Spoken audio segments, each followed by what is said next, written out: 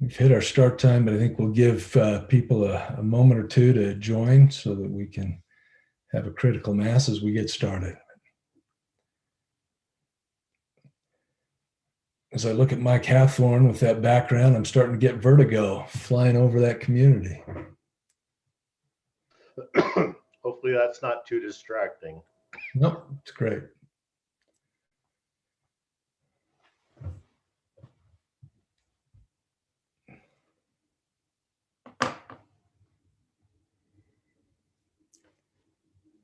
Troy, welcome. Clay, appreciate you being back. Thank you. It's nice to be here. Hello. Thank you. Good to see everyone. Good to see you. Let's give it just one more minute and then we'll get going.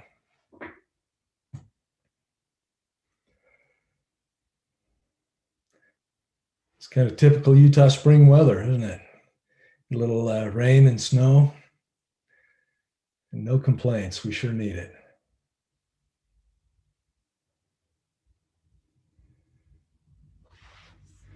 Hello, Stephen. Hi, Pete. Hey, everybody.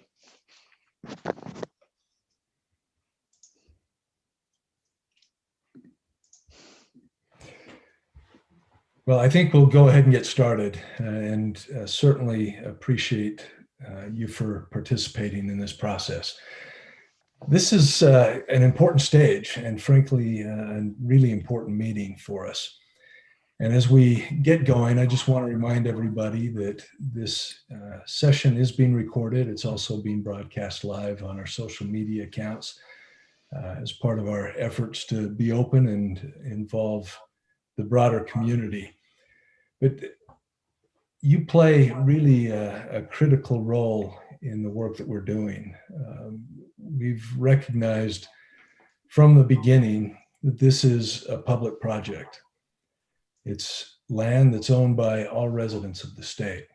They've got a stake in its development. They've got a stake in the outcome.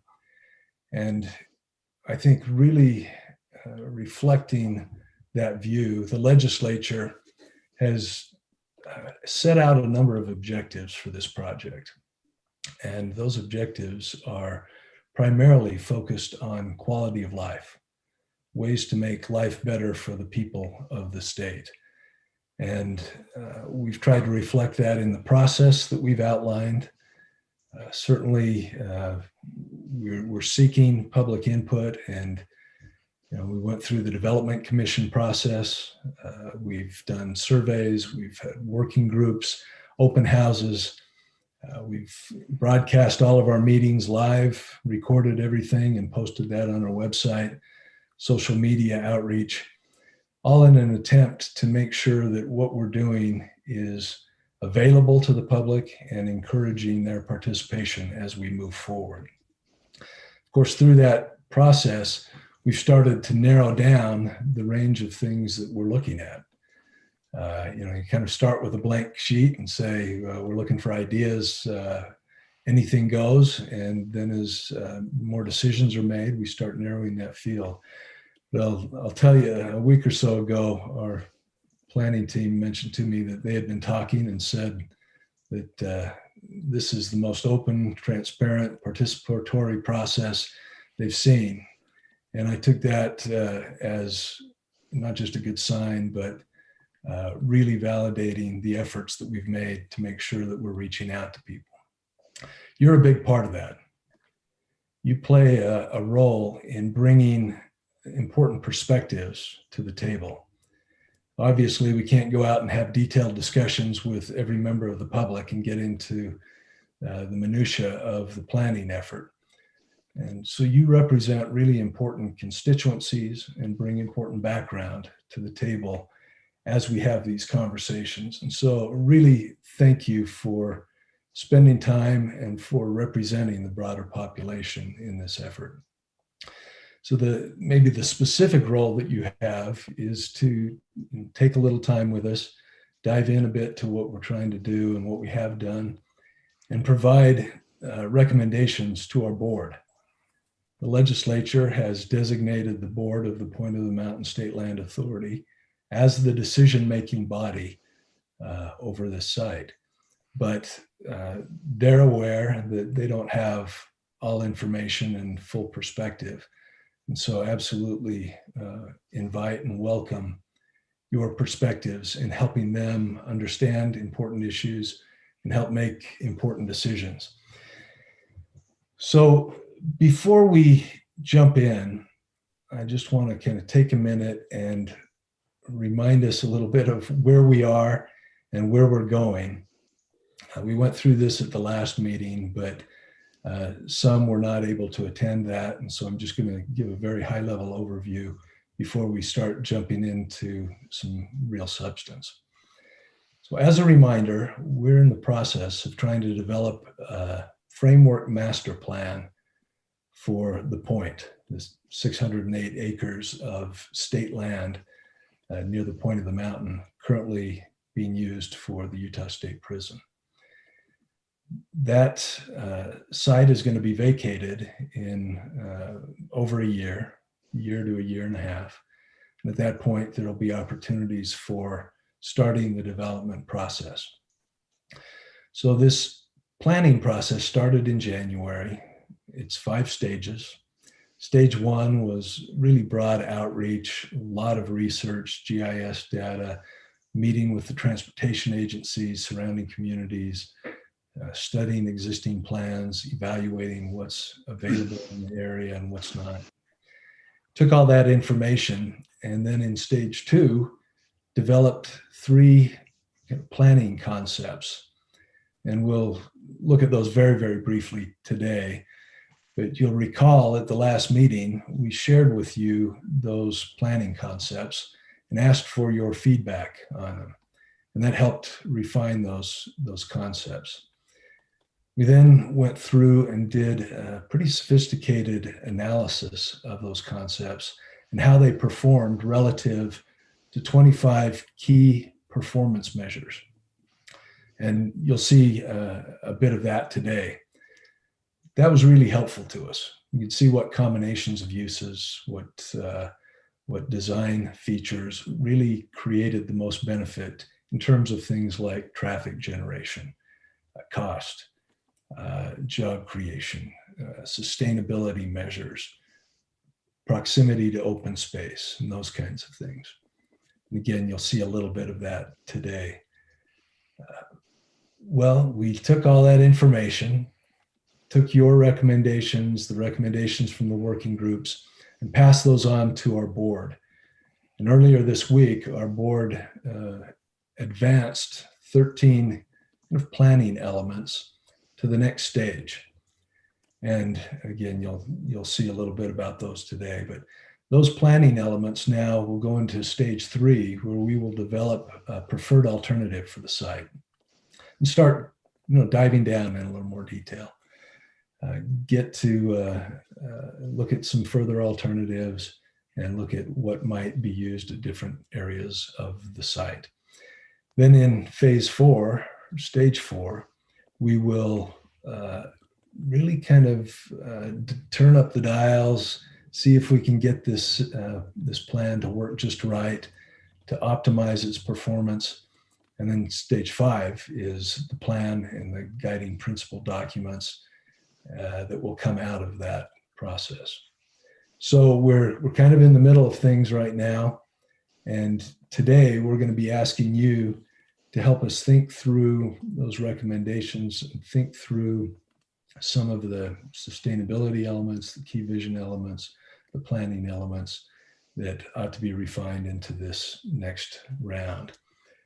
Let me just mention also, again, your input's been important. We captured all that we heard at our last meeting, put it into notes, posted it on the website. We've shared that information with our board, and it was instrumental in helping them develop and pass along recommendations to the next stage.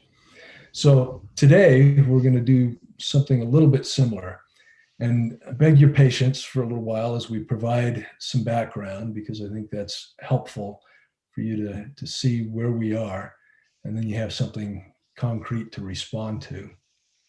but we'll present to you some more work that we've done on sustainability principles and the key vision elements, the recommendations that have been passed along, and want to save as much time as possible for your input.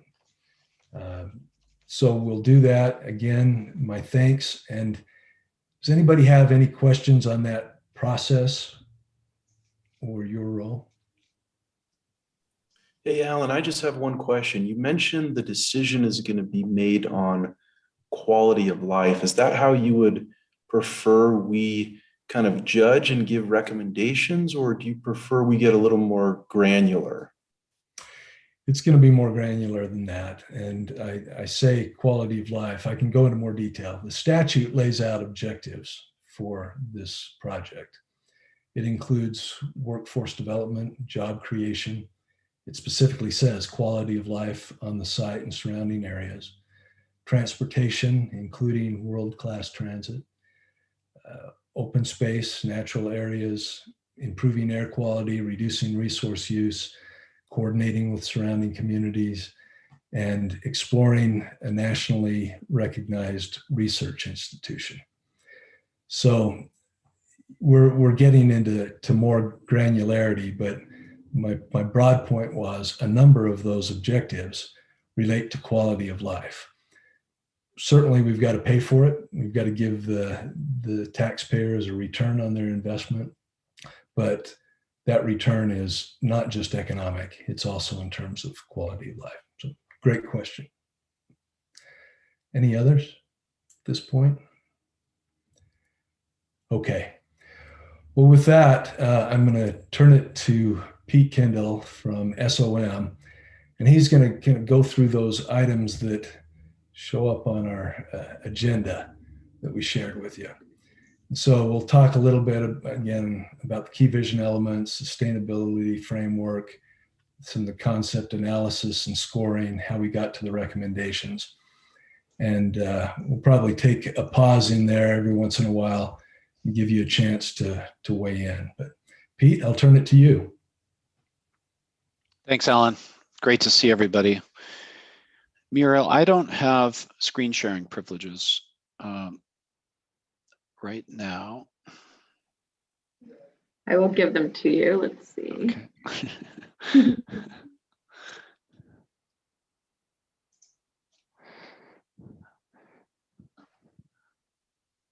Sorry, just a second. And I think while we're waiting, I just want to reiterate what Alan said. I think speaking for the entire design team and planning team, which is about 20 people in all aspects of different subjects, we really have benefited from the stakeholder feedback and all of your individual feedback. I know some of you have reached out to Alan or design team members or others as well on specific issues, and we really appreciate that. Sometimes we're not able to get back to everyone quite as quickly as we'd like, but we really appreciate all the feedback. You should be able to, because we've set this up as a Zoom meeting. So actually everyone, yeah, there we go. Okay, Yep, good. got it. Okay. Got it. Thanks. Uh-huh.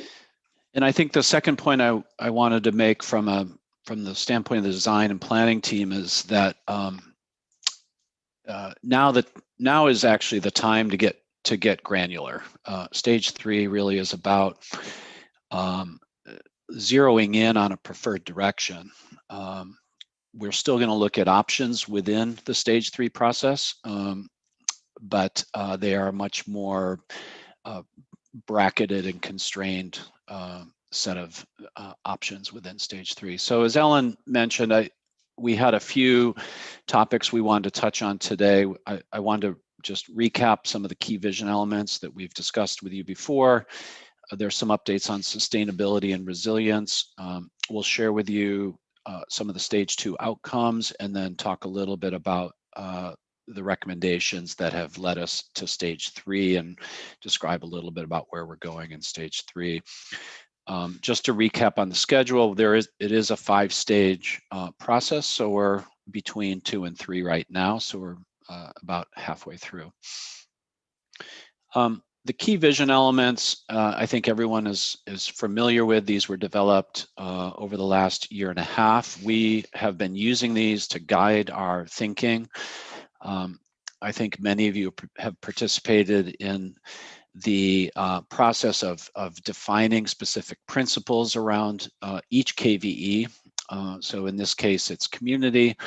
And what we've done with you and others is begin to describe and set initiatives around each of these principles. And the goal is under each key vision element that we have specific granular recommendations and initiatives that will show up in the plan in specific areas. So one of the key processes of stage 3 will be to merge the specific initiatives that are listed here with the actual physical plan for the site. And the orange text refers to specific input we've gathered at our March 4th workshop, so about 6 weeks ago. And we've been advancing and sharing these with the board as we've moved forward. In terms of transit, I think there's a real consensus around certain transit elements, that this should be a walkable district, and that we really need to think differently about some of the street environments. Economic growth is a key objective of the mandate from the state. What we're hearing and seeing is an emphasis on job creation in terms of creating higher quality industrial investment and business investment on the site.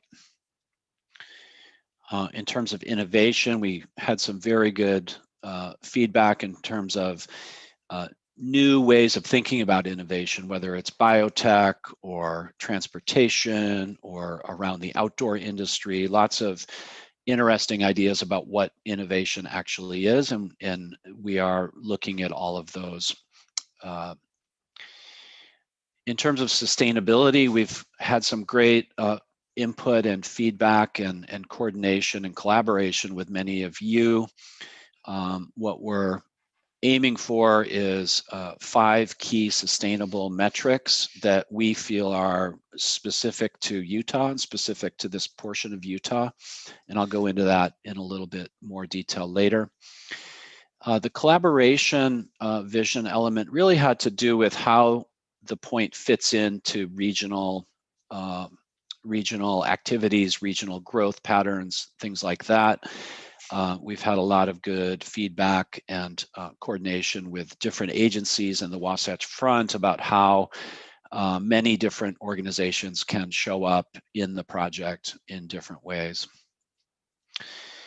So taking the 6 KVEs on the left, we've defined high-level aspirations under each of those, and those are listed in the circles here. So under transportation, to create a model of innovative mobility, economic growth, innovation, collaboration, sustainability, and community. These are really guiding aspirations or high-level visions around each of the KVEs, really what the project will come to represent in the end. And then under each of these, we will begin in stage 3 to identify the specific initiatives, which I just shared with you, under each of the 6 KVEs. So we're imagining that each KVE has a vision statement. Each of the vision statements lead to specific initiatives, whether it's 5 or 6, that are achievable. Of course, we want to make sure that they actually show up in the plan in the physical form. So that'll be a key task in stage 3, is filling in these initiatives. And the goal really is to have the project become a model for development in the Wasatch Front, where the key vision elements, which describe aspirations, are then connected directly to sustainable metrics and then some smart city initiatives. And each of these have a different role and different function in the final delivery of the plan. But we want to create this virtuous cycle where sustainability, technology, and smart city initiatives align and support the key vision elements. We have advanced in stage 2 over the last several weeks, the sustainability and resilience framework. Of course, this is a key vision element, one of the most important ones. And I think with the growth that Utah is undergoing right now, sustainability will become more and more of a concern and goal. We did look at what other communities and areas are doing, other projects are doing, to understand what the best in class aspirations are around different components of mobility, in this case, ecology, and really looking at not only specific projects or design outcomes, but associations, affiliations, and collaborations, so that when we set a larger objective around sustainability, we understand the underlying delivery mechanism. I'll talk a little bit about kind of district-based energy, carbon, and water strategies. There's many cities now that have formed what are called 2030 districts. Perhaps the point can be one of those 2030 districts. And then waste, what different communities and projects are doing around waste. And then finally, third-party certifications. We do think this is an important goal for the sustainability framework, is to have a outward-facing certification that demonstrates the commitment of the project to sustainability. So the 5 focus areas that we've selected to focus on for the project are mobility, ecology, energy and carbon, water, and waste. And we think all of these have specific relevance to Utah, in this part of Utah. We didn't want to make the sustainability framework so broad that it started to lose its meaning, but rather focus it on issues that are of concern to Utahns. So what we've done is we've taken each one, we've established a baseline, we've then established some targets, and then we've started to understand the specific cost-benefit implications of the effort.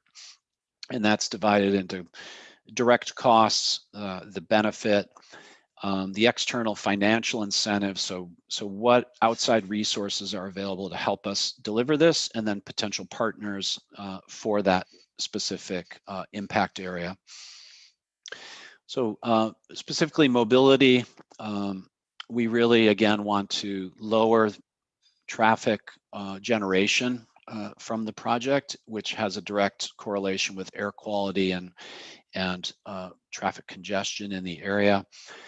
Some of the subcategories we're looking at for this one are bike and walk, transit access, electric vehicles, and emissions reductions. And here you see some bullet points around a little more detail on each of those.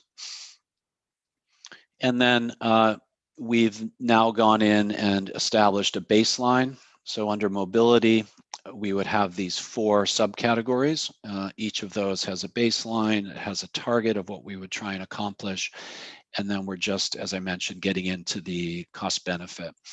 So in stage 3, we'll be going through each of these and looking at the applicability, the cost, and who starts to lead in terms of these elements.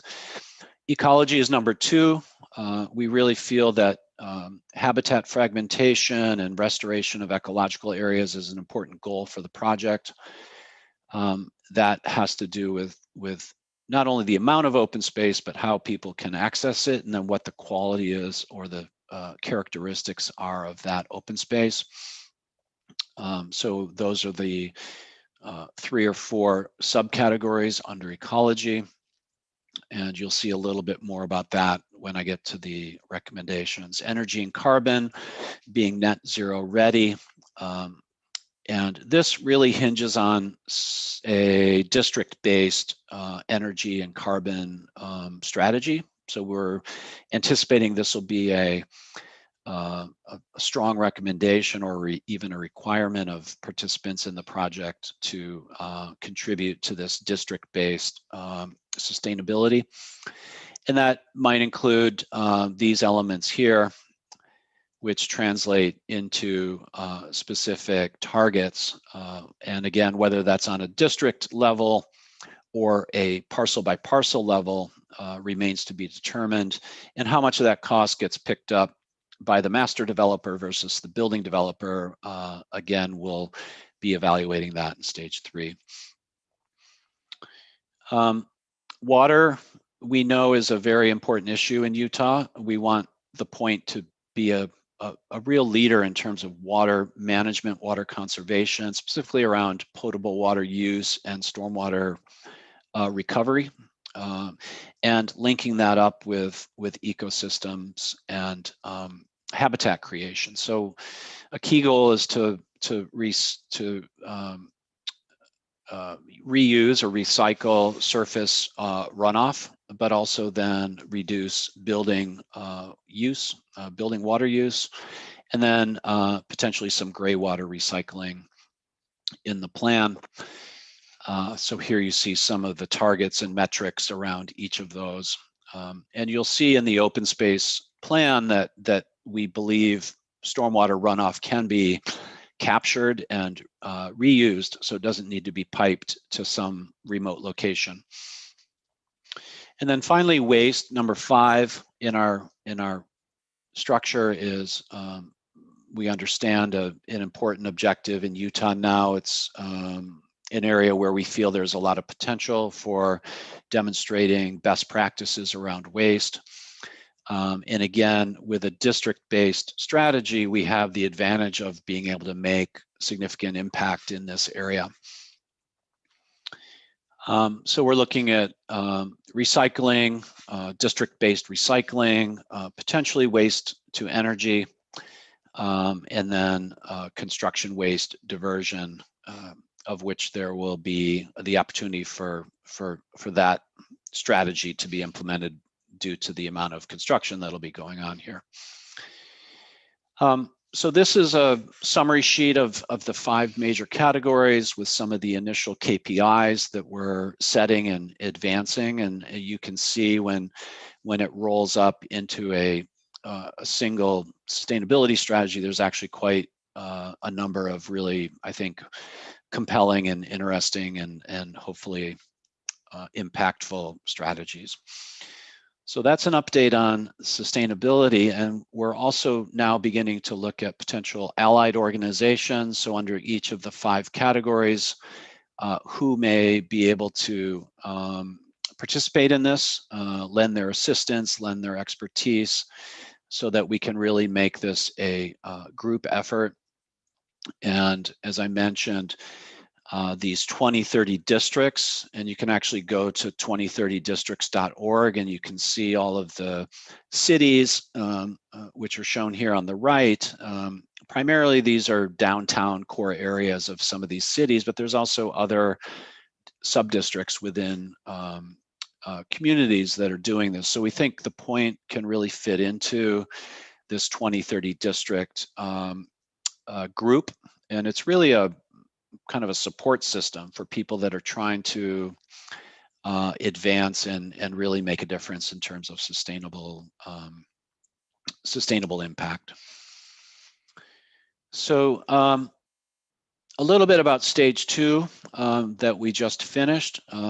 I think as all of you probably recall, we looked at 3 options in stage 2, what we call the complete community, a regional hub, and economic catalyst. These really had to do with the capture area of the project in terms of how the land uses supported specific regional objectives.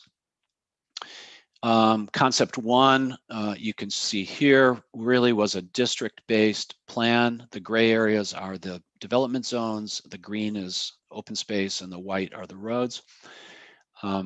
We thought there were a lot of interesting attributes to this that we will carry forward into stage 3. Primarily this idea of breaking the project into a series of smaller districts that can then be programmed in specific ways and developed in an incremental fashion. Option 2 had a couple of really interesting ideas. One was this very clear river to range open space connection and regional trail. that had a lot of positive feedback in all the meetings that we undertook. It also had a larger green area in the northwest that was envisioned to be a community park.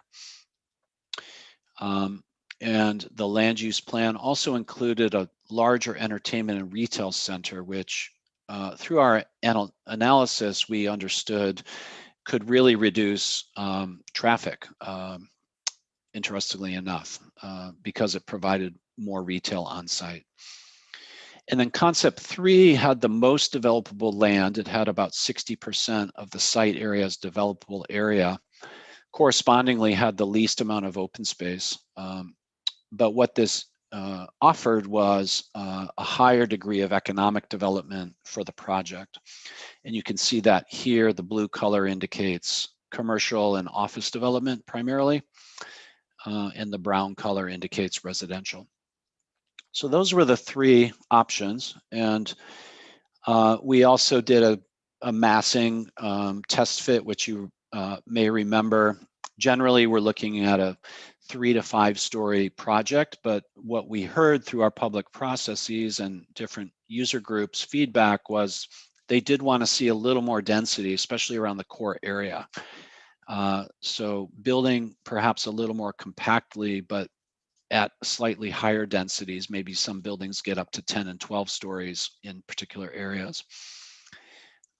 So that was the physical planning portion. And then, as Alan mentioned, we did analyze all 3 options against 25 criteria that were loosely aligned with the key vision elements. And the result was that option 2, or concept 2, scored highest in a number of the categories. The intent was not to isolate or pick a concept, was really just to understand how things were performing. The green indicates the highest score, the red indicates the lowest score. So this gave us a lot of important information on what schemes or concepts were performing better in certain areas.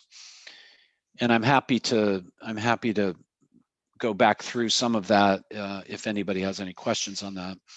And then I think also importantly were the less precise or more subjective comments about the attributes of the different schemes. And these really came from this group and others. Here's some of the comments on transportation.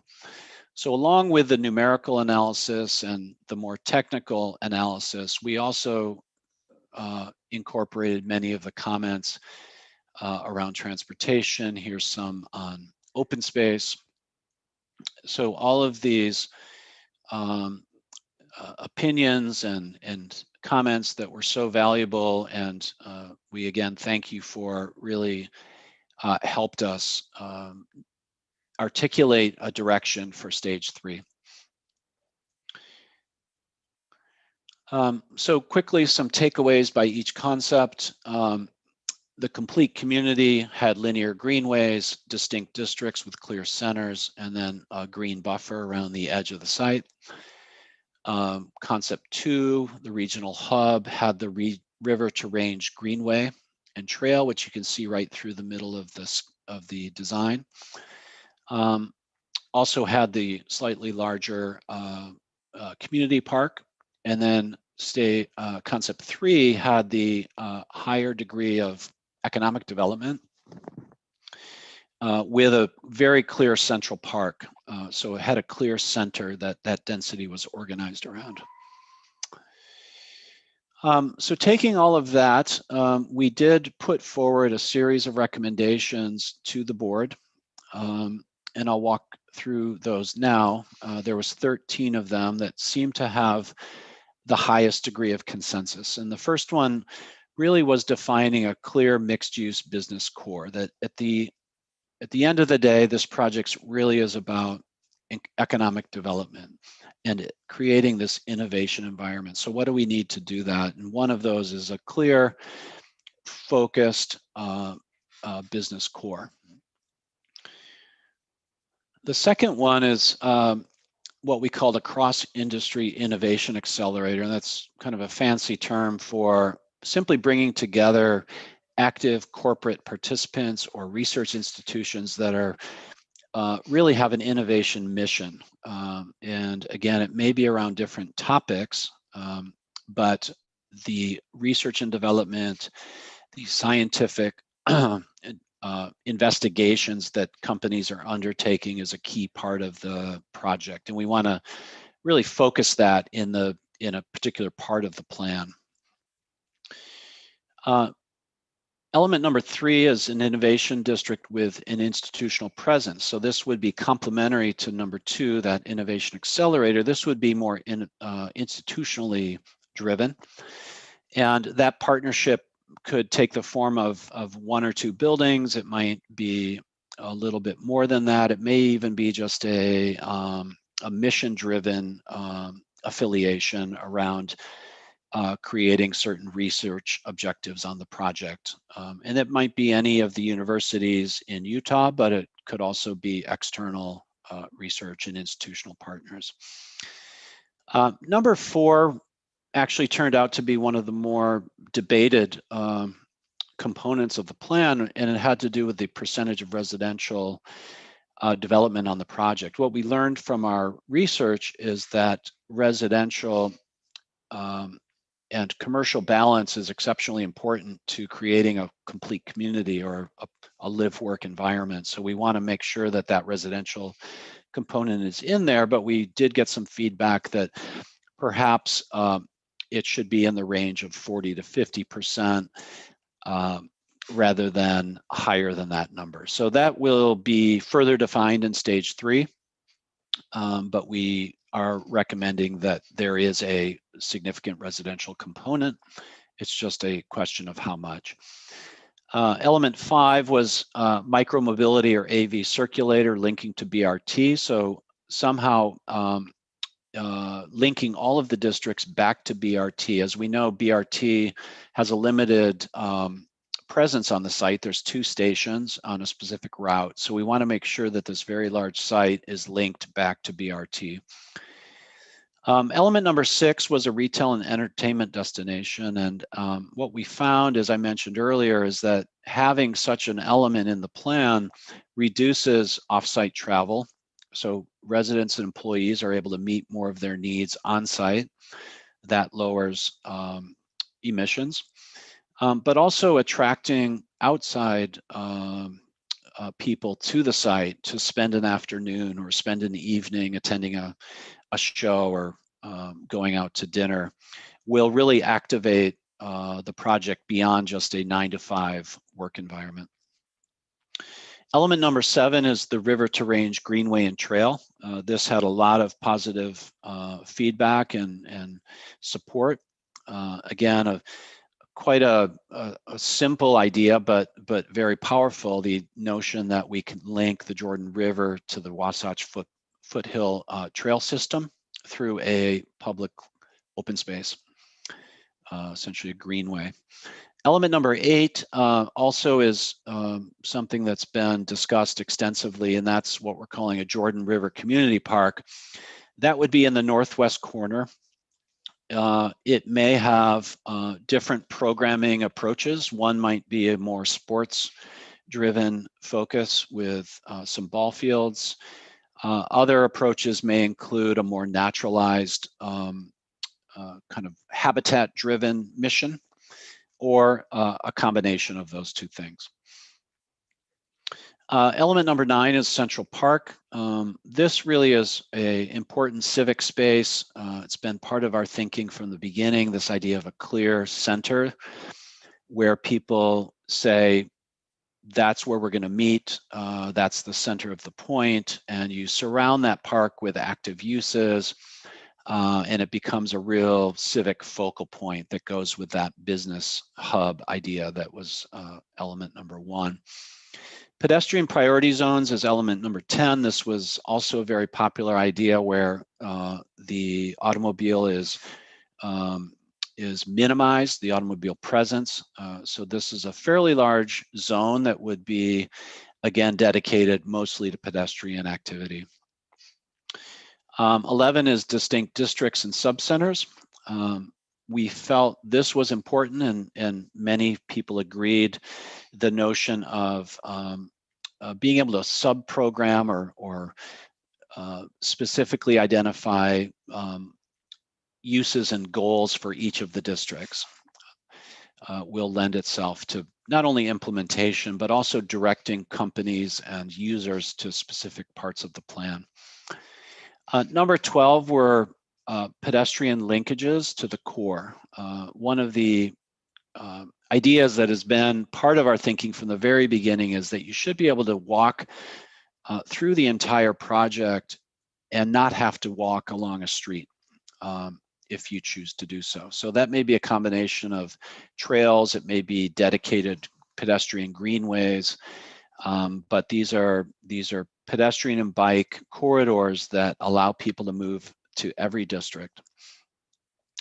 And then the final element is the neighborhood parks or district parks. These are smaller little activity nodes. In residential areas, they may be like the picture here, where it's more about family activities. But in the employment areas, it may be for lunches and employee activities, things that are more organized around corporate presence. So those are the 13 recommendations that we put forward to the board. They were accepted, and these will become the foundational planning elements for stage 3. And we've now begun to test and illustrate how all 13 of these can show up in a plan. This is not meant to be of course, the final stage 3 plan, where that's part of stage 3 will be to create some options. But this just is meant to show how you could incorporate all 13 of these elements and still hit the development objectives for the project. So Alan, that is the summary of where we are. I'm happy to open it up to questions or go back, but I do want to reiterate that we really very much appreciate all the feedback we've gotten from the stakeholders. It's been incredibly valuable and allowed us to get specific initiatives on the table that are really relevant to this project and to Utah. Thanks, Pete. And yeah, so this has been kind of a summary of where we've been to this point and bringing everybody up to speed, and really wanted you to be able to see the specific recommendations that the board adopted and asked us to move forward into this next stage of planning. So before we move ahead to talk more about stage 3, are there questions or comments about anything that we've talked about to this point? The key vision elements, the sustainability framework, the analysis of the concepts, or these recommendations? I have a question with regards to the blocks or half blocks. What is the footage or of the blocks, just for give me an idea? Looking at this when it's up on the screen now, trying to keep this a walkable community. Yeah, the gray squares that you see here, we've tried to keep those in the range of about 400 feet by 400 feet. So it's about 1/4 of a Salt Lake block. Now, some of these blocks can be combined if say a tenant or investor or developer wants to create a campus type environment. There's certain roads that we need, of course, for access, but some of the smaller roads could be internal streets to a developer's campus. And then some of the bigger blocks, such as this big gray parcel here, that's quite a substantial block. I would estimate that's probably almost 1,000 feet from side to side and 600 feet deep. And do you have locations where you'd recommend structured parking? We do, and we're just literally starting over the last couple of days to begin to locate those. Where we want them to be internalized in the parcel as much as possible. And what we're imagining is, I'll just sketch it out, is that, say this central district may have 5 or 6 different parking structures, maybe 1 per development block, something like that are accessed from specific streets, and sort of leave this park edge free for active retail or other uses. There's a second strategy that we're also going to investigate in stage 3, which would be a more centralized parking idea, where maybe there's one larger parking structure that serves 6 or 8 of these blocks. That requires a little more coordination and specific developer collaboration to pull that off. So we're looking at really those 2 strategies right now. Okay. If that makes sense. Yeah. I have a question for you. Sure. One of the things you talked about is connecting to the Jordan River Trail, which is on the west side of the railroad.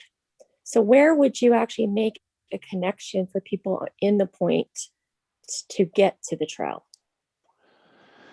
Yeah, this yellow line that you see here indicates very loosely a potential trail location. I think where we're in, so Bangor goes under the railroad tracks here. It starts sloping down about here. So a very simple place to cross would be right here, because you don't have to go way up and over the Bangor highway. And then we imagine there's some sort of structure support here, and then you'd go again over the railroad tracks. So it would be kind of a 2-stage crossing. And then where it connects into that actual park trail system along Jordan, we haven't really determined yet. But that's generally the area where we see it crossing. So that's what that yellow line represents. And that would cross I-15 here. And that location has been already fairly well determined by by UDOT. They would like to have that bridge somewhere in that general vicinity. So that was kind of what dictated the location of the greenway, was linking those 2 points together. Thank you. Yeah.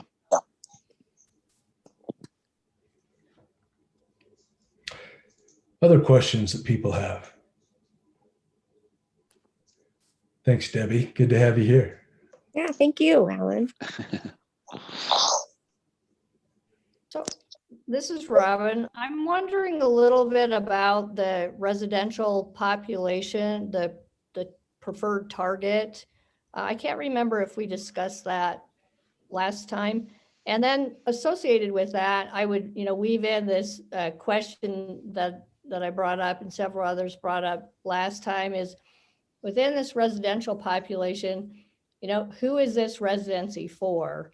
How do we reduce the barriers to housing and other types of opportunity within this development? I can take a first stab at that.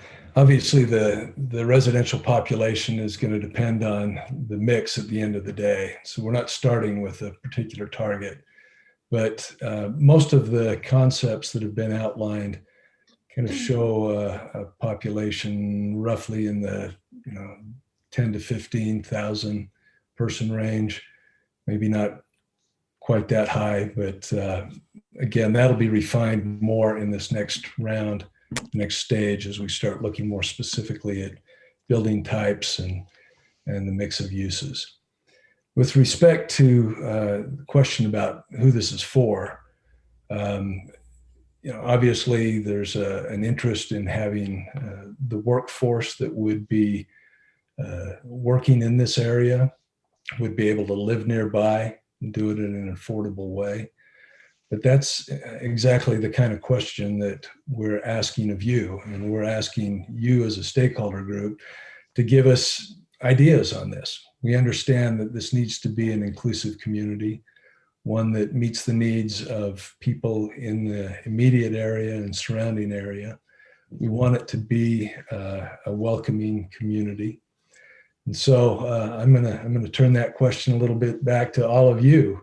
What are some of the elements that could help us achieve that? So, Alan, this is Troy. And I've been thinking about this, and it's interesting it came up now, which is, given the timeline of this project, it's probably not something a place I'm going to be living or working, right? It's going to be a generation that's in school, college, high schools, but right now, how are we getting their input and seeking to understand what they view, what are their key,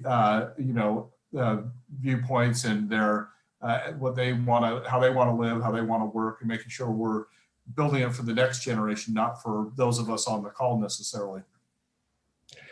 That's a great question, and the answer is kind of multifold. We've had a number of opportunities for outreach where we've talked to various groups, including young people, college students and others, to try to get their input. We've done research looking at what's happening in terms of real estate and generational change around the country. And so that's helped inform what we're doing. We've also got these working groups that include many from universities that are working with these populations and trying to get their input as well. There was another effort that took place not too long ago that we've been drawing on. That was the Your Utah, Your Future study, where over 52,000 Utahns set a national record for public participation in planning, weighed in on the kinds of things they would like to see in the future of Utah and how they live and what their priorities are. And that was an effort that really, in particular, targeted the younger generations, our high school students, and so we've got some input from that as well. Hey, Alan, this is Z from the county, and I'm just curious about the participation as well and your outreach to some of the hard to find communities who usually do not participate in your, general surveys or focus groups. Is there any effort to reach out to those communities that are in the margins and that has a harder time in participating in process like this? Yeah, and that's something that I know we can always do better, but the answer is yes. We've wanted to reach out to everyone. We've tried to cast the net broadly. We've had translation services at our open house and things like that, but it is a challenge to reach out to some of the communities that are not participating in social media and are not getting on the website and not in community networks as much. So once again, I'm going to do the same thing. We're turning that question back on all of you to seek your input. So how can we help you? I'm just piggybacking on that now. And is there, what can we do? Is a matter of identifying individuals. Is there resources that the point has put aside to make sure that those intentional outreach can be done? I'm not gonna let you get away with that, Z. I'm asking for specific recommendations on what we ought to do. Okay, great. Thank you. I'll give you some specific recommendations. That'd be helpful. No, and I don't mean to be flippant about it, but the point I'm trying to make is that there's a reason we've asked all of you to participate. And We know that we're dealing with a really challenging project. And no matter who you talk to, they have a different viewpoint than somebody else on what ought to happen here. So we're not going to be able to be all things for all people, but we want to make sure that, as I said right at the beginning, this is a community effort, and that there are benefits throughout the community. We know some of that will be direct benefits in terms of those who live and work and play here. But beyond that, we want to make sure that this is generating opportunity, creating jobs, and generating some economic activity that will allow us to build infrastructure and schools and social services and help people throughout the state. It's one of the mandates is that we create statewide benefits. And again, doing that may mean creating here an engine that allows us to generate more resources to help some of those who are marginalized. But in doing so, we need to have good input from all of those groups. Hey, Alan, this is Todd. You mentioned something I wanted to key in on. You said that this development can't be all things to all people.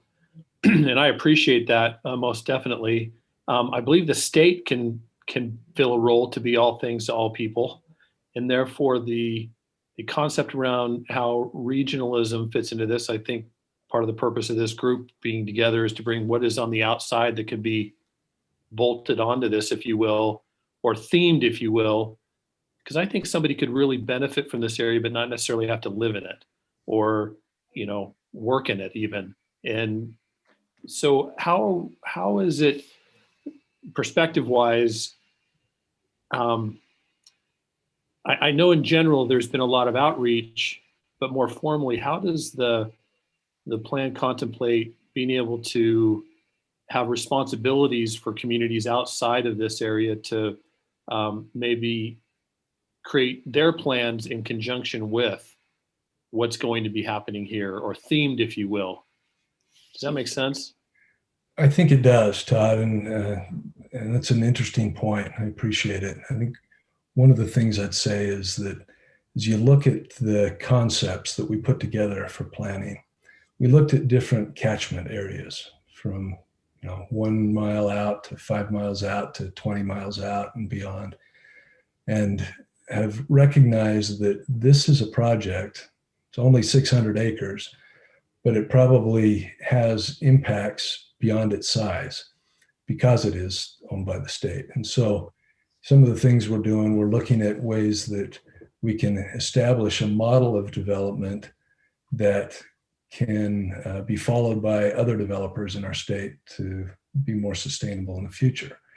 We've looked at the opportunity to create jobs in the area. And so that's really that focus of this innovation community, where we can generate ideas and take those ideas to commercialization in ways that they might not be able to on their own, and expand that economic opportunity. So more jobs for the people that live in this area. And then, as I said, finally, again, creating an engine for revenues that, if done right, can provide resources to help people throughout the state. Now, to get there, you got to have a lot of communication. So, of course, we're working with the communities in the surrounding areas. We've talked to the school districts in the surrounding areas. We've talked to the transportation agencies, the regional planning agencies, to make sure that this site is well connected to and works well with other existing plans. And so again, and then working with the state in general, the legislature, to make sure that we are keeping that broad statewide focus well in mind. So maybe you've got something else in mind, but the effort at coordination has been important. Well, I think what you've outlined is fantastic. So operationalizing that, I think, is key. And I guess that would just be my recommendation is, I think a lot of surrounding communities are very interested, well, you know this already, are very interested in seeing this be the project for the state, not just for that region. The how to do it recommendations, I think, need to be maybe accelerated, maybe in some ways. As I've asked, I've encouraged some communities, down south in particular, to get involved. And they said, well, what should I be doing? And I said, well, go onto the website and understand how the scenarios are being developed. And as they're, going forward, provide input. And some just don't know what to do or what that means. And maybe there's something that can be done communication-wise to more formalize some of that as well, which is not necessarily just to get input on what should happen within these 600 acres, but what can they be doing in their own communities to leverage things that they're doing that will match and be synergistic with what this great opportunity is that is going to get a lot of press and a lot of opportunity, I guess, if you will.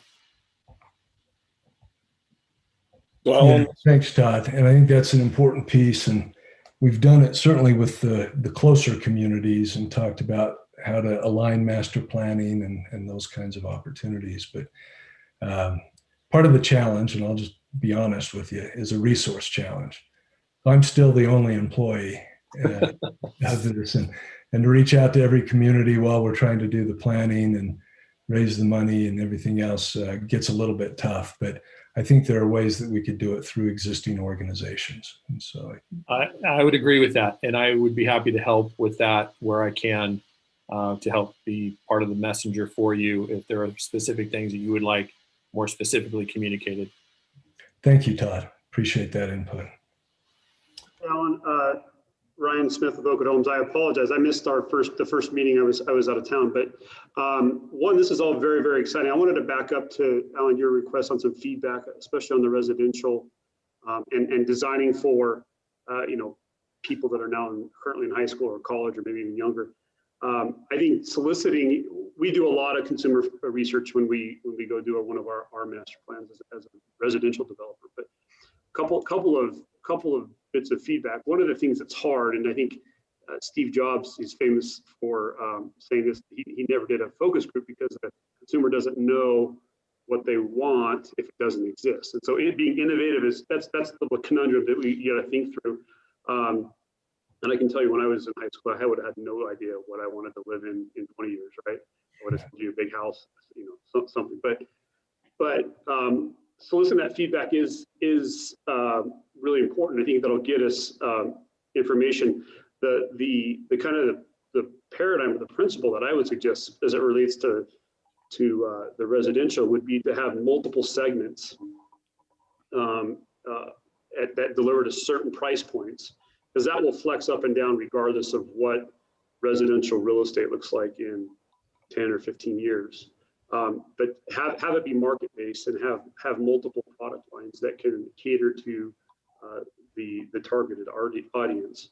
But having it be market-based especially, and cater to price points up and down the pricing spectrum will be, I think, really useful. And then there will need to be some courageous developer choices by the planners on what it looks like and how it looks, because this is certainly an innovative community, and it's going to be unlike anything. One of the things that we see even in our consumer research is people tend to tell you what they want based upon what they've seen, and there's not generally a lot of innovation that comes out of that feedback. It's valuable feedback, but innovative ideas don't necessarily come out of that feedback. And so balancing that with some innovative planning, I think, will be really valuable for that small portion that is residential. But I think the key is to make sure that there's multiple segments that can cater to a diverse buyer demographic, all the way from those that might be living on their own single to families and multiple price points, and to bring that diversity that will bring, because the residential will be a big anchor to the culture of how the whole community feels, regardless of the percentage of mix of commercial or office space. But that will be a big cultural piece that will fit into the overall development. That's a couple feedback points I would offer up. Thanks, Ryan. No, that's great. That's from somebody that lives in that world. It's especially valuable, and I think consistent with the thinking that we've had. But appreciate that. What else? Any other thoughts on where we've been before we kind of head into where we're going a little bit? I do have another question for you, Alan. Two of your closest residential neighborhoods to this site are in Bluffdale. You've got the neighborhood to the west of this site, which is actually where I live. And then you've got our highest density residential section of Bluffdale to the south. So we are going to be populations that are likely not going to want to live, work in the point. We're going to want to live where we live, but get to the point for recreation and retail and other things. But there's some significant barriers here, really. There's the railroad tracks between my neighborhood and the point that really make it difficult without driving a car to get to the point. But we're that close. We just have to drive, which is a little frustrating. And then you've got the high density housing to the south where they're a little too far maybe to walk, but they may be too close to have public transit opportunities. So you've got people that might want to spend a lot of money inside there that have challenges on how to get there. Do you have any thoughts on or ideas on that? I'll give you some thoughts and then see if Pete has further, but yeah, we're very much aware of those issues. And this is a great site and some wonderful opportunities, but also some real challenges. And one is that railroad line that is from your neighborhood, as you said. One is that 146 South is not developed to the point of being able to accommodate the traffic that's expected, especially with that railroad trestle that gets down to one lane. So we have had a number of conversations. I've been meeting jointly with the planner from Bluffdale, Grant, and the surrounding property owners to look at access issues. We've been working with UDOT and the city and others on ways to expand the transportation. And we've had some conversations with surrounding areas about expanding that circulator. So it's not just internal, but may be able to accommodate some of the surrounding areas as well. But yeah, getting under the railroad track is hard because you run into water. Going over is a possibility, but there's an expense in all of that. But for Debbie Cragen, we'll find a way to make it work. Fabulous. No, but yeah, you're very much involved in planning in Bluffdale, and so would welcome thoughts that you have too. Pete, anything that you'd add to that? Yeah, and I see Chris Lee is here from the bike group as well. One of the things we've directed the planning team to do is we're going to expand our drawings outward so that we begin to pick up a lot of those things you just talked about, Debbie, is how do we connect to, I don't know if this was the neighborhood you were mentioning where you live. That's where I live. This is of course one place to go across, but maybe there's a potential for another connection in the future. And again, the pedestrian bridges aren't tremendously expensive. As Alan mentioned, 146 South is a big question mark right now. And I think you're also referring to some of these neighborhoods down here, which have now been built out. There's also a lot of other parcels in play immediately to our south that are more commercially oriented. So one thing we haven't really talked about is the external connectivity of the plan. The plan as it's drawn right now stops at the property line, but of course we want to make sure that it's fully integrated and there is multiple bike and pedestrian connections outward. And then as Alan mentioned, maybe the circulators that we talked about actually go off-site and pick up some of these other employment areas. So all of that will be addressed in the next stage. And I think at a minimum, I can promise you that we will have a drawing that talks specifically about connectivity at sort of this larger scale. And that includes trail connections, bike routes proposed and existing, and then pedestrian sidewalks as well. Unfortunately, a lot of the streets around here have not been designed to be, they're not streets you really want to walk along.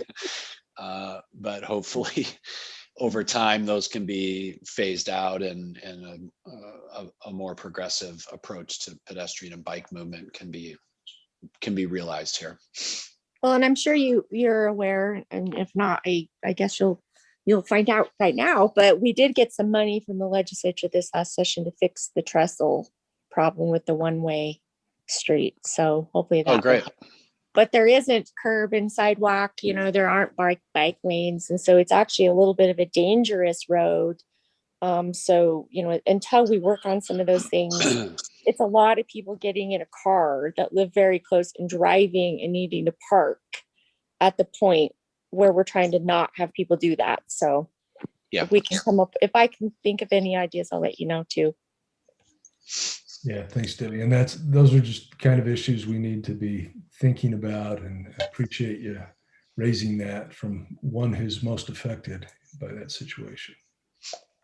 Thank you for that explanation, Peter, on what you're looking at for connectivity outside, because that was one of my questions, particularly is there any effort or what would be the connection for people trying to get there via Front Runner, which isn't too terribly far away, as future thoughts. And then my other question was, I love appreciation for all the bike and walkability components that are in here. We did talk about parking structures. I was wondering how bike parking is going to be incorporated in this. Is it going to be put on the developers' shoulders to make sure that they have bike parking with all of their buildings, or how is that going to work? I think hopefully, or we anticipate and plan on having some bike parking in the street right of way, well designed, incorporated, so it's not, a random bike rack every third block, that you have to struggle to find. We'd really like to see a holistic, integrated street environment that not only has bike allowances within it for bike travel, but also obviously bike parking. There's a limit to how much you can put in the right of way, of course. And so I think the next level would be parcel-based bike parking, or just like we're talking about, maybe a district-based parking structure. You could have a district-based bike parking element. That's not something we've addressed yet, but I think that's certainly something we could look at in this next round.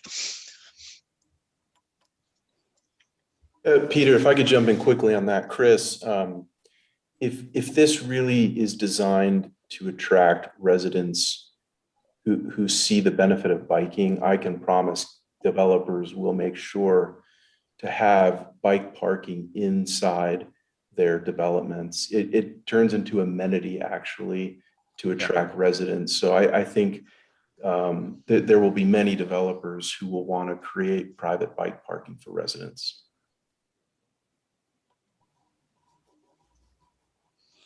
Yeah, and to build on that, I think also it's not the old days of having to take your bike around back to the loading dock and go in the service elevator. I mean, these are actually becoming amenitized features of both commercial and residential buildings now.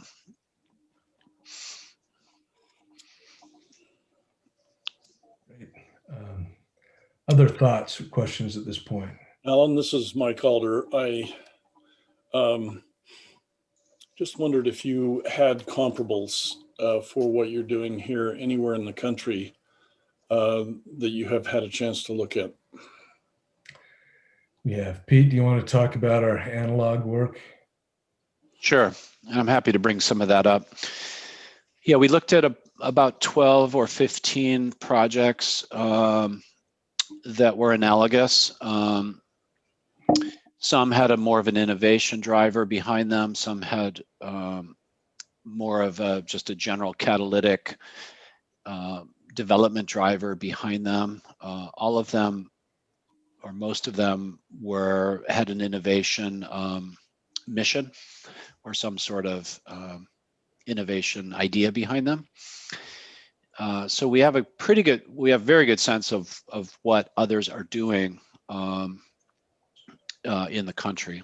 We even looked at a few international examples. I'm happy to bring that up if we'd like to go there.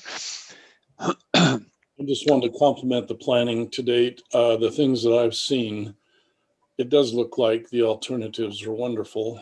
I've observed in other areas that a campus style setting is really interesting to the tech community. And this looks like it will have that. In Utah, though, we have a lot of land due in California with the more spread out and spacious campuses with the tech buildings having nice open space all around them. Hopefully that can be incorporated in some way. Yeah, good thoughts, Mike. And there is this coalition of the higher ed institutions that are looking at opportunities for innovation campuses in this area and what it might look like and what the focus ought to be. And so that's an important point. And we learned a lot from this analog research. We took lessons learned from those that have been successful and from those that have not been quite as successful. And that's largely some of the lessons that led to the recommendations that you saw earlier. I participated 25 years ago in an effort to plan Winston-Salem, North Carolina. And there they were driven by the need for economic development. They were changing from tobacco to technology. I don't think we have that same drive here. We're doing a lot of organic growth in the technology area ourselves. So I don't know if, we're under the same pressures they were, but they have really made an incredible transition. The R.J. Reynolds buildings were converted, and a lot of other adjacent buildings were converted to accommodate that kind of development. Thank you. Appreciate that. And I know you've got some helpful background. Pete, you're bringing up the analogs? Oh, yeah. Sorry. I forgot I was still sharing my screen. Sorry about that. Right. Apologize if there's a little background noise. So yeah, we did look at these projects, which you can see here. I think there's about 12 or so of them, and they had different, different focuses, as I mentioned, different attributes. One of the ones that comes up frequently is Santa Clara Square in Santa Clara, California, as a model. It's a slightly, I would say it's a little bit dated in terms of a example of what developers are doing right now. You can see it has sort of office over here, residential over here, and retail over here. Generally, what we're finding in tech and innovation environments are that folks are asking for more integration of uses, more integration of amenities, being closer to, not being closer, asking for a more urban, maybe an urban flavored environment without the inconveniences of an actual city, but really a focus on amenitization. Here you can see the scale of that project in terms of the point, which is shown in the red line. So again, this would be sort of a district scale project, quite a substantial project. As Mike was just mentioning, it used to be that landscaping and supporting amenities were provided right on site, right next to the buildings in this kind of campus environment. That's changing a little bit now. This is becoming less important, and the amenities that young tech workers are looking for really are more around services, for instance, and restaurants and being able to walk to work. So less about sort of amenities such as landscaping and more around functionality and experiential things. We did look at Daybreak, not a direct analogy in terms of innovation, but we just wanted to understand the scale. Cambridge Crossing actually is an interesting one. It's a real tech forward, much higher density than we're talking about. It's also fairly small relative to the point. But there's a couple important lessons learned. One is this idea of a catalytic first phase where you have to build something that's significant early so people get what you're trying to do. So that does require a little bit of upfront commitment. And usually that's around some sort of a shared space. So as Mike was saying, it's kind of I would call it the 2020 version of the campus, right? So it's still a shared environment, but it's a little more amenitized, connected to nature, shared by many people. And then of course, the density and building height around that can vary and be customized to our project. So these were many of the examples that we looked at. Yeah, thanks, and Pete. And I think just in terms of our meeting today and being able to get through the material and get your input, Pete, did you want to kind of talk a little bit about stage 3 and where we're heading? I said you had a slide there. I didn't know if you had some additional slides after it or not. I did not, Ellen. I could pull up some of the stuff we showed today if you'd like. I don't know if we need to. I don't want to cut off the conversation. So I just thought if you had something more, we could take advantage of the time. But let's continue the conversation and see what other issues you've got, suggestions you've got as we move forward. Are there elements within those recommendations that we provided that we should refine? Are there big ideas for the site, something that would make it iconic? Are there, little details that would make it more appealing to the development community, or more importantly, those who might live in the area? And how do we make this a welcoming place, easily accessed, a place that reflects our broader community?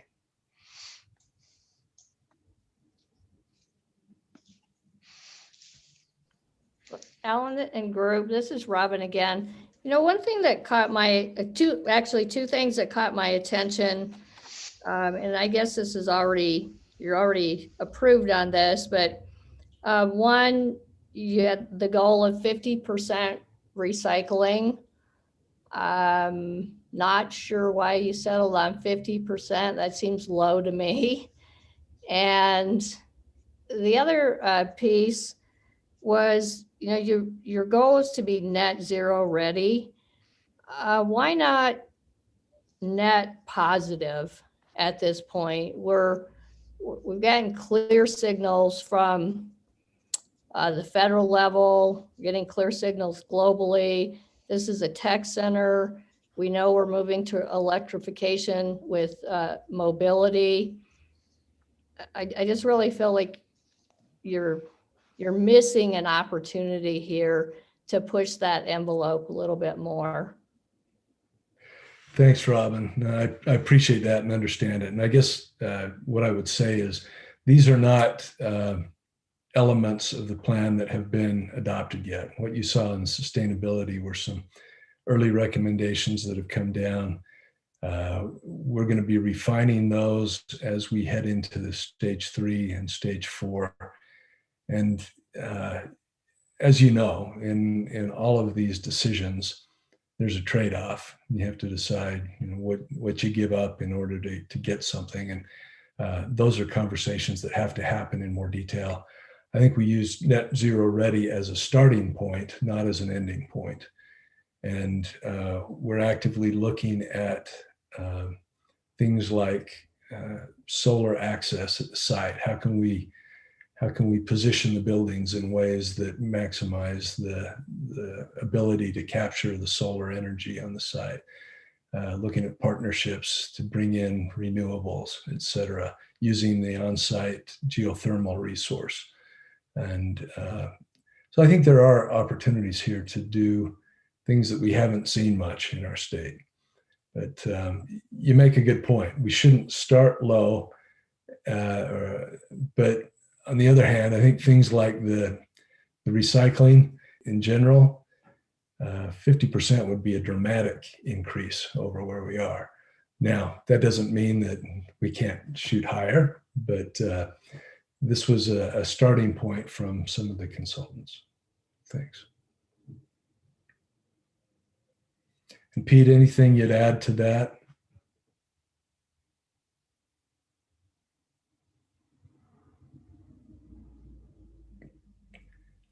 It's a great point. Yeah. And I would agree with Alan. We do want to set high bars, but we also want to be able to realistically achieve them within some reasonable time frame. So, but I'd love to have conversations with anyone regarding any of these and how we can raise the bar on this. Specific ways we can do that. For instance, around recycling, if we talk about recycling, where does that recycling go? What's happening with recycling in Utah right now? So digging in a little deeper on that. And maybe one thing we've talked about also, Alan, and for everybody's benefit, is maybe the innovation mission of the project is actually around sustainable, pushing the sustainable envelope. So that could be part of the research mandate on the site. So a lot of, I think, still a long ways to go on the specifics of the sustainability strategy. But I'll pass those along. Like that idea of pushing, innovation around. If you're just gonna, if we're gonna say sustainability or regeneration, there are federal dollars to be had in the now to the near term, at least in this domain. We have a clear indication from corporations nationally and globally that they're making significant changes. And I'd like to see the families that live at this place and the employees that work at this place to be involved in that leading edge of innovation in that regard. And I think if you set the bar at a point that's comfortable, because we think it's doable and negotiable, that maybe cuts in a little bit into the notion of that we're the leading edge of innovation. So there's that. And Alan, I really appreciate your tough job of navigating all of the policy and governance around this. But I think I would hope that the signal would amplify beyond Utah to the national and to the global level, that this is something big and important and way out front. So that's just my comfortable place of risk taking at this moment, right, Alan? Thank you, Robin. No, I think you make outstanding points. Those are important information. So if I could just say briefly, it's still very challenging to deliver affordable housing at net positive levels. And I think what we wouldn't want to do is set the bar so high to discourage builders and developers from being able to deliver housing that hits different price points. Now, the good news is there are lots of technologies that are being introduced to help that. It's just not a full baked game yet where we can deliver housing at a attainable cost while also delivering kind of high quality net sustainability. But it's a conversation that's going on. I just wanted to include that viewpoint. Yeah, thank you, Stephen. And it highlights a challenge that we have and that anybody that's got a project like this has, and that is that there are inevitable trade-offs. And every time we try to do something more in terms of social benefit, and maybe not in every case, but in many cases, there's a cost associated with it. And one thing that we want to avoid is creating an economic sink for the taxpayers of the state. So we've got to do this in a way that's practical, that allows there to be some return. But we also know that the real return in this place is not going to be the sale of land. That's kind of a mechanism to get it going and get the construction done. The real benefit's going to be in a couple of areas. One is, as I said earlier, creating kind of an economic innovation engine that would create jobs and opportunity, would provide resources for, public health, education, infrastructure, et cetera. But the other is in terms of setting a model. And if we can do this right and show that we can push the envelope in terms of sustainability, do it in a cost-effective, practical way, then it opens the door for other developers and planners to say, well, there is a path to do this. And I think that would lead to more sustainable development throughout our region. Lots of things to balance and wrestle with. Alan, this is Mike. So with the land here, when it's developed, is the land's going to be sold with to the developer, or does the state hold any type of interest in it? That's a great question, and one that we're addressing right now. Haven't made a final decision on it. I guess what I would say, Mike, is that we're being driven by a few principles. One is that the state wants to be involved long enough to accomplish the public goals that have been outlined.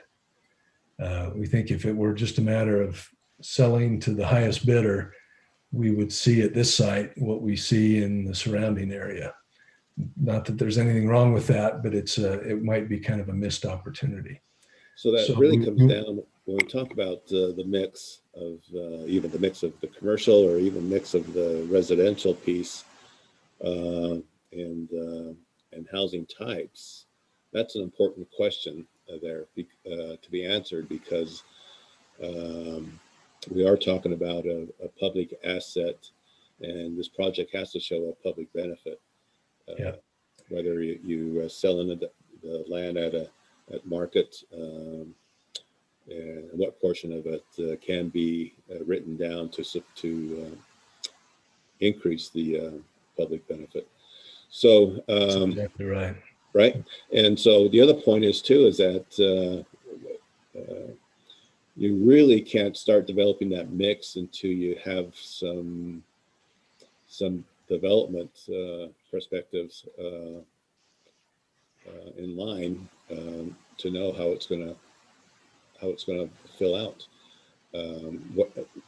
What number of housing units you need compared to the commercial area. The commercial area probably has to go in at least start first before any housing. Then how do you balance the housing units compared to the surrounding area? You're absolutely right. And as a starting point for us, we have market analysts that have done very careful market analysis to see what the demand is for various types of development.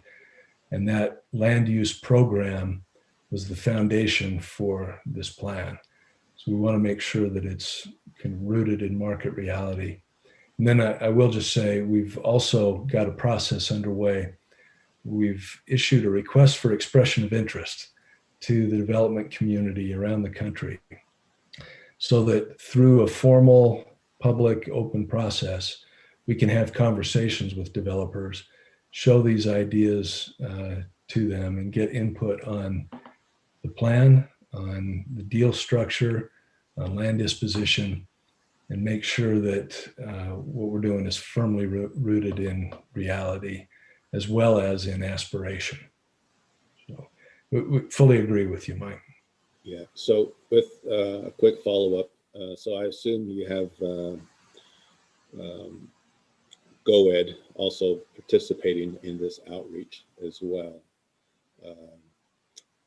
Except for we'd want to be careful the amount of incentives that are given, because this is already a public asset. So anyway, just a little interested about that part of it. But thanks for your comments. Oh, thanks, Mike. And that is a topic under discussion, and how much you need to think about incentives to get the kind of companies we want here.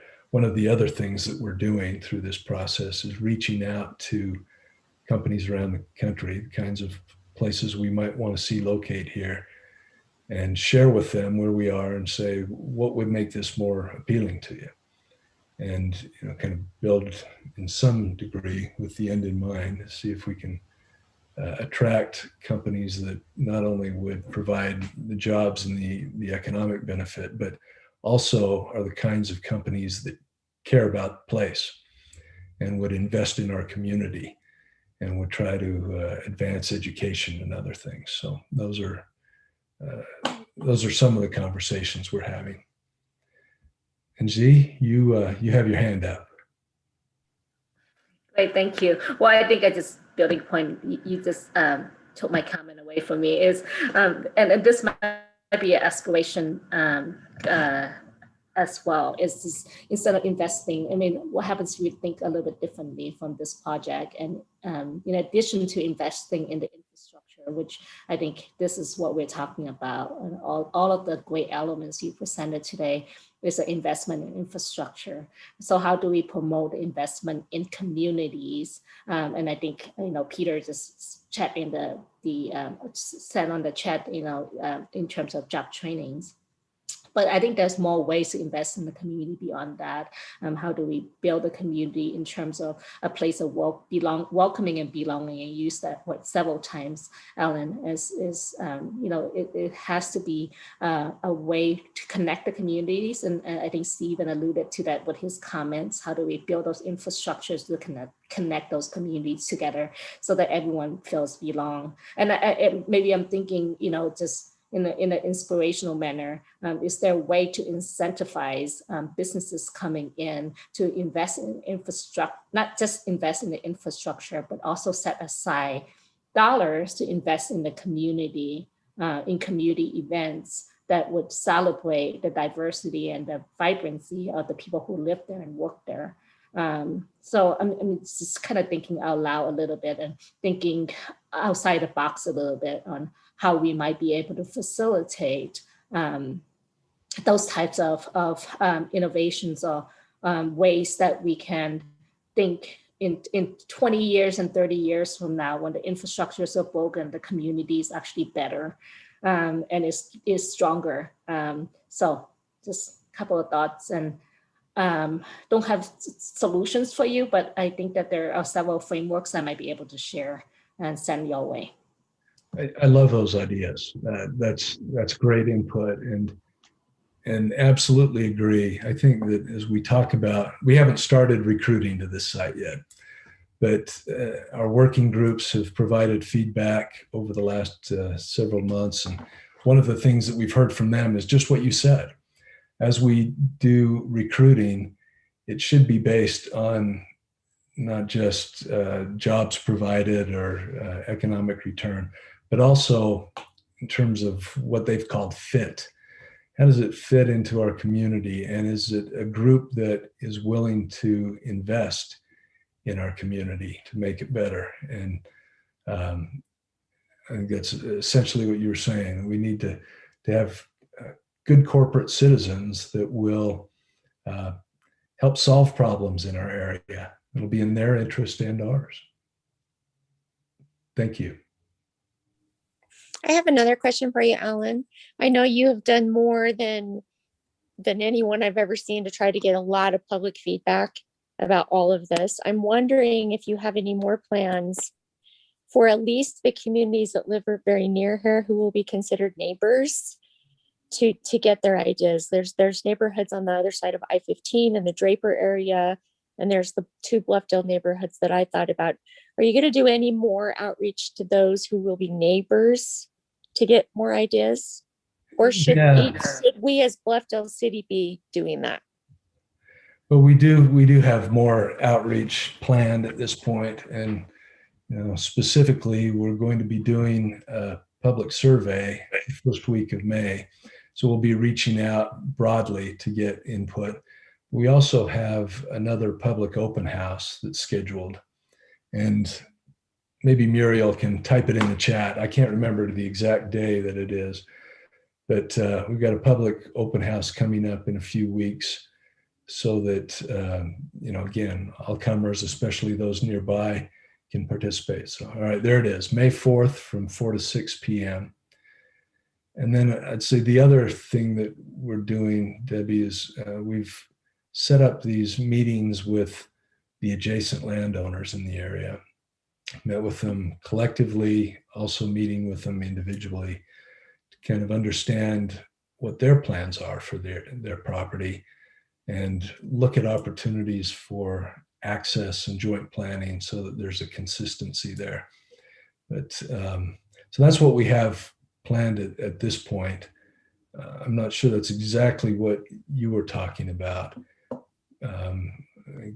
but that open house is kind of an opportunity for those, especially nearby, to come and weigh in. Well, I think I will, at a minimum, at least on the neighborhood Facebook page, let them know about that. And I actually am going to be speaking to the mayor this evening. So maybe we could do something as a city to get people to participate in that. That'd be great. We have talked to the city and put it in the newsletters and the city papers and the website and other things, and we would continue to do that. Yeah, Debbie, just a little bit of context. We coordinate with the city's communications department and provide monthly content for printed newsletter, email newsletters, social media, and web content every month. So yeah, I've seen all of that, and I'm just wondering if we had to make a really specific push for this open house that this is your neighbor. This matters to you in a different way than it might matter to somebody, in a different part of the state, and that you need to participate. So maybe we could just bump that up a little bit. And Muriel, how far does that go out? How many communities does that go out to that you were just describing? It goes to all of the communities in the Point of the Mountain area. And all the content is stuff that we similarly post on the Point's communications platforms. Okay, when you say the area, can you describe that more? So Lehigh, Saratoga Springs, Eagle Mountain, Draper, Bluffdale, Riverton. Yeah. Thank you. Sandy, Draper, South Jordan. Yeah. Right. Yeah.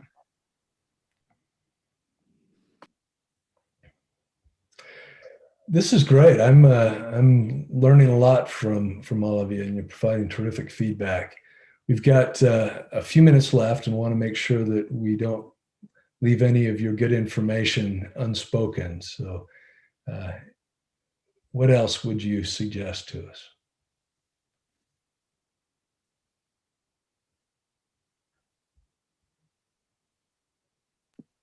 Take deep breaths. Breathe. It's a lot coming at you all at one time. Yeah, there is, but I've got to tell you, this is exciting. It's becoming real, and this is what I said to the governor yesterday when I met with him. So it's becoming real, and it's becoming really fun.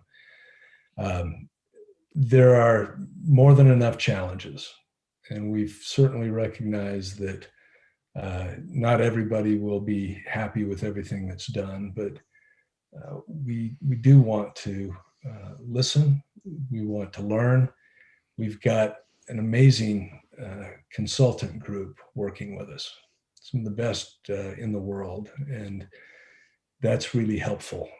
So just know that when the board met early on, they set up some guiding principles. And the first of those guiding principles was promote the public interest. This is all about making sure that we're providing benefits to as many as we can. Now, developing a 600-acre site gives you a limited leverage, but I think we are going to try to magnify that leverage as much as we can. We also set goals to take the long view, which means not just get short-term returns in building, but make sure that this is an important part of the community for a long time. We said we're going to set the standard, and we've talked about that in the past. We've made it clear that we want to be open and transparent and act with integrity, and we're going to do that. And that's why, we haven't been talking to developers one-on-one. We've been doing it through a public, transparent process, so everybody knows who we're talking to and when and about what. So unless there are any other comments at this point, I'll just say thank you, thank you, thank you. We've engaged this group in a couple of meetings. The input that you've provided has been so valuable, and know how valuable your time is, but you're making a difference for the future here. So we don't have plans to meet again as a group. That doesn't mean that we can't continue to communicate. So I would hope that any of you would feel just more than comfortable reaching out to our team, reaching out to me, sharing ideas, thoughts, information, and continuing the process. As we move down the road to the next stages that we've outlined, there is more public process, as we mentioned. And even when we have this framework master plan in place, the one thing I can guarantee is that what happens at this site will not absolutely mimic what's in that plan. Things will change over time with changing demographics, changing technology, changing markets. And so we're going to be refining the planning on this site until it's done. And the reality is these things are never done. Once you get it built out, you start replacing the older buildings. And so it's constantly evolving. So I would say, please keep in touch with us. Follow what we're doing, and please let me know if you've got concerns, questions, or ideas. And with that, we would say thanks, and we'll see you soon. Take care, everybody. Thanks so much, Alan and Muriel and all the Point team. We really appreciate it. Thank you, Tom.